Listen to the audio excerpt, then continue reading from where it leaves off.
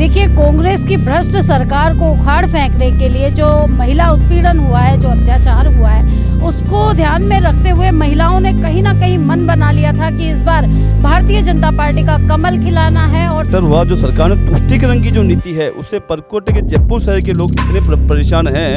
अभी कुछ टाइम पहले आप लोगों ने देखा हुआ, मीडिया में भी आया था कि इकबाल नाम का एक मुस्लिम युवक समुदाय का एक व्यक्ति था, उसकी आपस में उन दोनों की बाइक भिड़ती है। इन्हीं कारण को देखते हुए राजस्थान मांगे योगी, और हवा महल में योगी जी का नाम, योगी जी की पहचान पे बाल मुकुंदाचार्य जी को उतारा गया है। राजस्थान में चुनावी रणभेरी के बीच अब प्रत्याशियों का नामांकन का दौर शुरू होने के बाद अब सारा दम खम बल लग चुका है चुनाव की तैयारियों में। अब हर कोई जीत हासिल करने की इस तैयारियों में उतर पड़ा है, रणभेरी के अंदर कूद पड़ा है। मेरे साथ बीजेपी के कुछ कार्यकर्ता मौजूद हैं, तो आज मैं उनसे बातचीत करने वाली हूं बीजेपी की रणनीति के बारे में, हिंदुत्व और जिस तरीके से बीजेपी ने इस बार अपनी सनातनी धर्म की विचारधारा को आगे बढ़ाकर टिकट वितरण में ये साफ कर दिया है कि इस बार जो उनके भगवा रंग में क्या रंग जाएगा राजस्थान। करेंगे इस मुद्दे पर चर्चा। नमस्कार, मैं हूं चेतना शर्मा आपके साथ,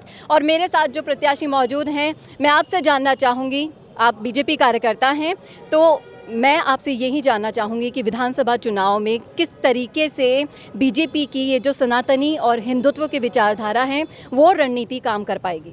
भारतीय जनता पार्टी ने बाल मुकुंदाचार्य जी को हवा महल विधानसभा से प्रत्याशी बनाया। बाल मुकुंदाचार्य जी सनातन के एक प्रतीक हैं, और इसको देखते हुए जिस तरह से पलायन हिंदुओं का हो रहा था, उसको देखते हुए पार्टी ने उनको प्रत्याशी बनाया। और महाराज जी के नेतृत्व में हवा में नहीं, आसपास की किशनपोल और आदर्श नगर विधानसभा में भी हम विजय होंगे। जी बिल्कुल। मैं आपसे जानना चाहूँगी, पार्षद महोदया मेरे साथ यहाँ पर मौजूद हैं, आप बताइए, आप महिला होने के नाते महिलाओं का प्रतिनिधित्व करती हैं, तो महिलाओं के अंदर इस बार क्या सोच उभर रही है, क्या विचार हैं उनके, किस तरह से वो इस विचारधारा को आगे बढ़ाएंगी, स्पेशली बाल मुकुंदाचार्य जी को वो किस तरीके से सपोर्ट करने वाली हैं, क्योंकि महिला अत्याचार अगर पिछले 5 सालों में देखें तो पूरा चरम पर पहुंच चुका है। हर रिकॉर्ड कांग्रेस की जो सरकार थी उसमें टूट चुके हैं, तो इस पर आपकी क्या राय है? देखिए, कांग्रेस की भ्रष्ट सरकार को उखाड़ फेंकने के लिए जो महिला उत्पीड़न हुआ है, जो अत्याचार हुआ है, उसको ध्यान में रखते हुए महिलाओं ने कहीं ना कहीं मन बना लिया था कि इस बार भारतीय जनता पार्टी का कमल खिलाना है। और चारों तरफ आप देख रहे हैं हवा महल विधानसभा में कि आपको हर जगह भगवा रंग दिखेगा। ये बाल मुकुंदाचार्य जी की आप जीत का प्रतीक आप देख रहे हैं, क्योंकि हर महिला को विश्वास है कि जो हमारे संत हैं, हमारे आदरणीय हैं, वो कहीं ना कहीं हर बार हर रूप में जब राजनीति में संकट आया है तो संतों को राजनीति में उतरकर और गंदगी का सफाया करना पड़ा है। तो महिलाओं को पूरा विश्वास है कि हमें प्रोटेक्शन मिलेगा, हम बेधड़क सड़कों पे घूम सकेंगी, बाजार में घूम सकेंगी, अपने कार्यालयों में काम कर सकेंगी।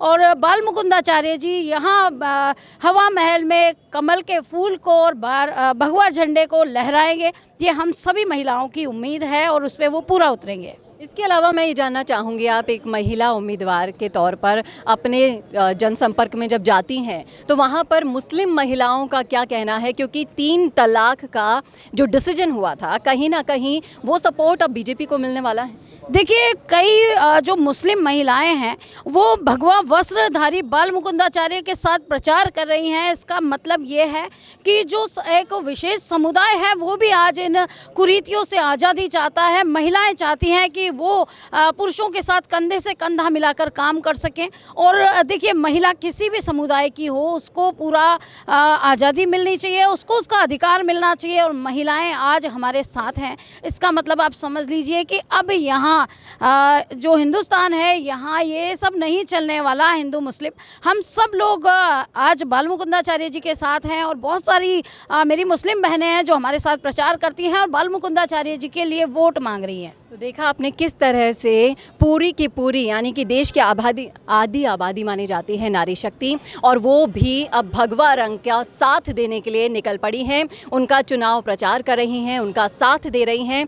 मैं आपसे जानना चाहूँगी कि किस तरीके से ये भगवा रंग इस बार राजस्थान की राजनीति में उतरने वाला है। बिल्कुल, अभी कुछ दिन पहले बेसिकली एक मैटर हुआ जो सरकार ने तुष्टीकरण की जो नीति है उससे परकोटे के जयपुर शहर के लोग इतने परेशान हैं। अभी कुछ टाइम पहले आप लोगों ने देखा हुआ मीडिया में भी आया था कि इकबाल नाम का एक मुस्लिम युवक समुदाय का एक व्यक्ति था, उसकी आपस में उन दोनों की बाइक भिड़ती है, उसको ज़बरदस्ती राजनीतिक रूप देते हुए एक एक्सीडेंट में 50 लाख रुपए सरकार की तरफ दिया जाता है। राम प्रसाद मीणा वो सुसाइड करता है, संबंधित मंत्री महेश जोशी का नाम लिख के सुसाइड करता है। आज तक मुलजिम अरेस्ट नहीं हुए, उन लोगों को कोई सज़ा नहीं मिली। बड़ी अजीब नीति, जनता बहुत परेशान है इनकी तुष्टीकरण की नीति को लेके। इतनी परेशान है कि पूरे जयपुर का माहौल आपको दिख रहा होगा इस मामले में। आए दिन मीडिया बहुत जबरदस्त, साथ ही साथ जो भेदभावपूर्ण रवैया इन्होंने अपनाया था उस पर भी मैं आपकी राय जानना चाहूँगी, क्योंकि एक तरफ कन्हैया लाल था जिसे आज तक न्याय नहीं मिला और एक तरफ इकबाल था जिसे रातों रात डेयरी उपलब्ध करा दी गई प्लस 50 लाख का चेक भी अप्रूव्ड कर दिया गया। इन्हीं कारण को देखते हुए राजस्थान मांगे योगी और हवा महल में योगी जी का नाम, योगी जी की पहचान पे बाल मुकुंदाचार्य जी को उतारा गया है, जिससे आने वाले टाइम में एक तो हिंदू पलायन यहाँ रुके। यहाँ हिंदुओं की स्थिति है वो हम सब लोग जानते हैं। सरकार ओपन तुष्टीकरण की नीति कर रही है। इकबाल वाला मामला, और आपने देखा होगा अभी लगभग 1 महीने पहले पूरे जयपुर के व्यापारियों ने, क्योंकि वहाँ उन मुस्लिम लोगों ने जोहरी बाजार में जाके उसके जो घटना आपने देखी होगी, व्यापारियों के साथ लूटपाट करी। उसके बाद वहाँ सारे हिंदू समुदाय इकट्ठा होता है और वो एक ही मांग करता है कि जयपुर मांगे न्याय। अब हिंदू भी जाग गया है। अब आज जो स्थिति हिंदू की है वो पहले वाली नहीं है। उस सभा ने ये दिखा दिया कि अब हिंदू एक है और हिंदू जाग गया है और हमारे महाराज श्री की जय जयकार, भगवा लहराएगा, पूरे राजस्थान में भगवा लहराएगा। जी, कहीं ना कहीं आपको नहीं लगता कि राजस्थान में हिंदू विरोधी जो घटनाएं हैं वो इतनी बढ़ चुकी थी, उसी के कारण ये जो भगवा रंग अब और भी मुखर होकर उभर रहा है? आपको क्या लगता है, आपकी क्या राय है? जी मैडम, मैं सबसे पहले जय श्री राम बोलकर अपना उद्घोषण स्टार्ट करता हूं कि आज जो युवाओं के साथ जो पेपर लीक हो रहे हैं ये बड़ी समस्या है हमारे साथ। इसमें एक भी पेपर ऐसा नहीं हुआ है, हर पेपर हुआ है वो लीक, जहां देखे वहां से लीक हुआ है। तो इससे युवा भी परेशान हैं बहुत। तो ये भ्रष्टाचारी सरकार है, इसको हमें उखाड़ कर फेंकना है और भाजपा की सरकार बनानी है। और हवा महल से ही नहीं, जयपुर में हमारे जो बाल मुकुंदाचार्य जी हैं वो सभी सीटों पर विजयी परचम लहराएंगे और हम उनके साथ हैं। चाहे से युवा हों, चाहे से बुजुर्ग हों, चाहे से महिला हों, सभी प्रत्याशियों में अभी जोश भरा हुआ है और हर कोई अब भगवा रंग में राजस्थान को रंगने के लिए निकल पड़ा है सड़कों पर।